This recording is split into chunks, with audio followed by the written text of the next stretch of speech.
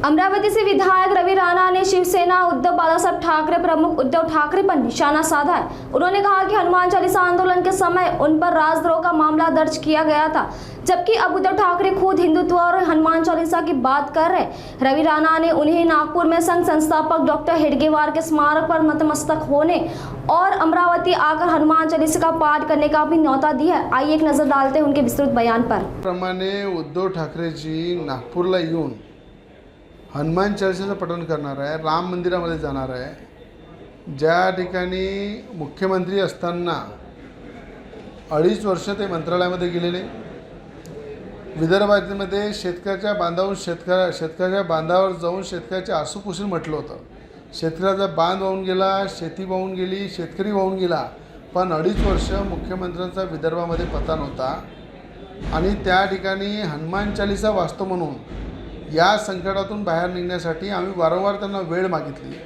मंत्रालयामध्ये गेलो, भेट झाली नाही, अनेकदा फोन लावले, वेळ दिली नाही।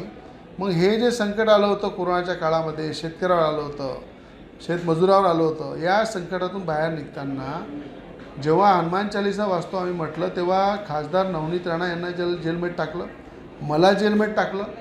14 दिवस राजद्रोहाचा गुन्हा दाखल करून हनुमान चालीसा म्हणतो म्हणून जेलमध्ये टाकणे, राम भगवंताचा विरोध करणे, हनुमान चालीसाचा विरोध करणे, आणि आज खऱ्या अर्थानं ते स्वतःचं शुद्धीकरण करते। ज्या पद्धतीनं ते सेक्युलर म्हणून वागत होते, आज हिंदुत्वाच्या विचारावर चालण्याचा ते प्रयत्न करत आहे, बाळासाहेबांच्या विचारावर चालण्याचा प्रयत्न करत आहे। बाळासाहेबांचे विचाराचे आमदार जेव्हा त्यांना सोडून गेले, खासदार सोडून गेले, तेव्हा त्यांना लक्षात आलं की राम बिना हनुमान बिना काही होऊ शकत नाही।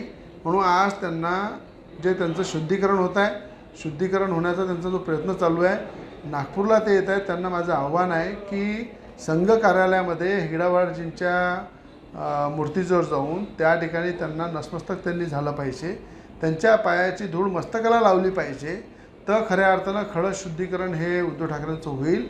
आणि ज्या हनुमानगडी आम्ही अमरावतीला स्थापित केली, ज्या ठिकाणी 14 दिवस जेलमध्ये नवनीत राणा होत्या, मी होतो, हनुमान चालीसाचा विरोध करून त्यांनी राजद्रोह दाखल केला, आम्हाला घरून त्यांनी अरेस्ट करून लॉकअपमध्ये टाकलं, जेलामध्ये टाकलं। तेव्हा आम्ही संकल्प केला होता 151 फुटाची मूर्ती अमरावती हनुमानगडीला स्थापित करून त्या ठिकाणी उद्धव ठाकरे कधी अमरावतीला हेलिकॉप्टरने आले, त्यांना दुरून दिसलं पाहिजे की ही हनुमानजीची मूर्ती आहे, जे हनुमान चालीसाला आपण विरोध केला आणि ही नवनीत राणा रवि राणांनी स्थापित केली। त्या मूर्तीवर उद्धव ठाकरेंनी येऊन हनुमान चालीसा तिथे पठण केलं पाहिजे।